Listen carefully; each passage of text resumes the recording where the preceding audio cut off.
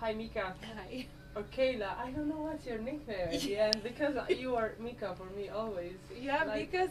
I like Mika. Yeah. I actually like that nickname the best from all of them. But it I mean, Mickey. Me on the singer, Mika. You know? Yeah, I know you sent me this years ago. You sent me check this name. Yeah. That's perfect. Yeah, that's fine. And how is in Maribel and Courchevel for you? It seems like a perfect place for you. It's a magic you had, so many victories here. How come? Is this special place for you? Yeah, it's been quite a few times during my career. We came back here. Always a pleasure to race here. Of course, last year at World Cup Finals, in Courchevel, I had this amazing downhill, but now we ski only on the Maribel track, so I never skied here, and you could probably give me some advice on the speed track. Are you doing downhill too? Not the downhill. Downhill? Just combined Super G? Just combined Super G, probably not the downhill. I mean, I need to take some time for GS and slalom training. Oh. So probably just the combined Super G, GS and slalom. Quite a lot of races still to do. What about parallel? Are you interested in that? I would be interested in the team event if everything feels okay, and then we just talk with the team about how they feel, because the thing about the team event is like can be an opportunity for some of our athletes to get this really, it's kind of amazing vibe, and of course you want to win the medal, but we have quite a few athletes who would have the chance to be very fast in that, so I'm always also thinking, like, if I'm not fully inspired, then I don't want to take the spot away from someone else, so it's... How much are they pushing you? Like the young team, USD team, it's so strong. How important is that for your motivation to keep you going? Yeah, it's been really exciting to see so many athletes over these last 2 years, especially. So many athletes are coming in and getting points and creating more spots. So now we have like 8 or 9 women starting in the slalom races, which is for the U.S. That's been pretty incredible. And every single athlete we have has so much speed. When we're in training, anybody's winning splits or fast runs. And then of course with Paula, anytime I'm training with her, she's like, she has the fastest run, then I have the fastest run than she does. So that's pushing. It's pushing so hard. Yeah, I saw your excitement. Yeah. I mean, always when you win, you come down, like you take a minute and you relax. But once you saw Paula there, your excitement was totally different. I was just, I know. Normally I'm like, okay, I just figure out what happened. How do you feel when you're in finish? I just, seeing Paula in the finish in Semmering was like, it was so exciting because I've been skiing with her for so long. I mean, Whistler Cup, when we raced against each other. Like, I've known her for forever now. And she was racing with me quite a few years ago in the World Cup, but then she went to college, and then she came back now, kind of fought her way back onto the team. And she really found her own kind of path to get to where she is now. So it's an amazing example for ski racers, especially from the U.S., that they can take the college route and they can still make it on the World Cup. They have different avenues, and Paula's a really, really good example of that. And for me, she's just someone that every time I train with her in GS and slalom, she's pushing me to be faster. Of course, I don't want to get beat. She doesn't want to get beat, and this healthy competition you have between both of you. And I know, like in the races, I know she also wants to win the races, and she can win the races. She has the fastest slalom skiing on the mountain, so she can win. It's just a matter of time, and she needs the proper support, and she needs the one race where she just, she's not nervous and she just lets her skiing out, and then she's going to win it. And we're all just holding our breath for that moment. And of course I want to win these races, but now I have 85 I can't. It's a historical season for Yeah. you. I know everybody's talking about those records. You rather talk about Paula. I'm sure about that. But tell me, how does it feel to be a goat? It's a funny term, isn't it? Because all I can see is like a baby goat, you know, running around and like Yeah. So it doesn't. It's strange for you. It's strange, yeah. Because I still think that, like, you're one of the greatest of all time. Or I think that, like, Lindsay, for sure, what she did in her career was incredible. Ingemar, maybe I can surpass him in numbers, but I can't surpass his legacy.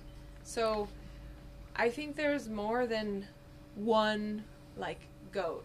Yeah. And I guess maybe that's how I choose to think about it, but there are too many amazing stories in ski racing over the years. Like, your record-breaking season is still something that inspires me to be tougher when I feel tired.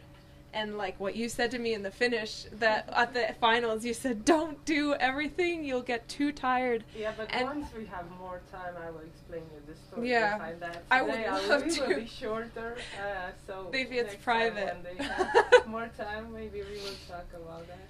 But I still think about it, like what you were able to do over your career. And probably with less support than what I experienced on the U.S. team as well. It's different. It's different. We are all different. We have our own stories, and that's what's great, because from others you can learn, and from others' mistakes and what they've done you can learn. So I think it's all the circles that are going around. And of course, the life is different. You have different life. I had different life. Not nice moments for you actually last years, and I was wondering, how are you able, after such stories that happened to you and the family, you know, this tragedy that happened, how are you able to come back so strong and keep on going and keep on grinding? And this is something amazing you're doing. Thank you. I guess it's a process like an injury, but it's not an injury that people can see. It's an injury kind of to your soul, and there's no guidelines for how to recover. There's no rehab or doctor who can say, now your ACL is strong and you can compete. It's like every day you feel like you're drowning, and you feel like you can't survive the day, and then you survive the day, and you go to sleep, and you wake up, and you realize, yesterday I was drowning, and I thought I wouldn't survive, but I did.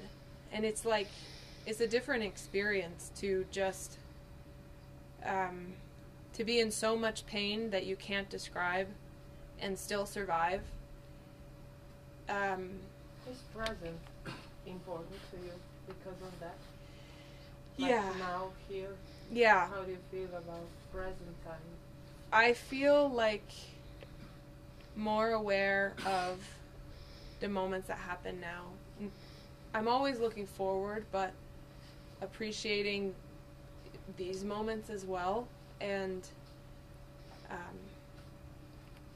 appreciating what I do have now, because I know how easily it can go away, and for the rest of my life I'm never going to be able to grasp the idea that I can't talk to my dad anymore. But I know how fast that can go away. Something you thought was sure would always be there is just not there. So all of this can be done in 1 second. So it's like, I appreciate being here. And do you appreciate your time with Alex as well? Yes. How is that working out? It's another ski star. Is it like, how can it work out? You still have different places to go on, and how much he's helping you with your new way, I would say. Yeah, he's so positive and such a strong influence, motivation for me. Of course, he's such an amazing skier, and he understands the sport so well, so he can give me advice from skiing, from equipment. We both have Atomic, so we can have these conversations with Atomic too. But overall, it's just like I have quite a few really amazing people in my life, between my mom, Alex, your brother? My brother. Is he with you? He's not around so much. He lives close, like he lives 2 hours away from where I live, but when we're traveling, we don't see him. This year, you saw he was in Cortina with Christy, with his wife, and that was the first time they've traveled to Europe since before COVID. The last time that Taylor traveled to see us was with my dad, so this was a totally new experience for all of us. Christy had never been there during the winter, so we had the most wonderful time. I think I used to feel afraid if people would come to visit, because I'm like, no, it's going to distract me, it's going to take my energy from racing. And now I feel like, yeah, that's what we just said, I can enjoy that a little more. I saw you guys enjoying it. Yeah. It was nice to see you all as a family and keep on doing what you love the most. Right? Yeah. That's the most important. Yeah. Wish you a good World Championships, Mikaela, and how many medals are you counting? Can I ask you that? How many do I have? 7 possibilities. As I see it. Oh my gosh. I know it's a hard question.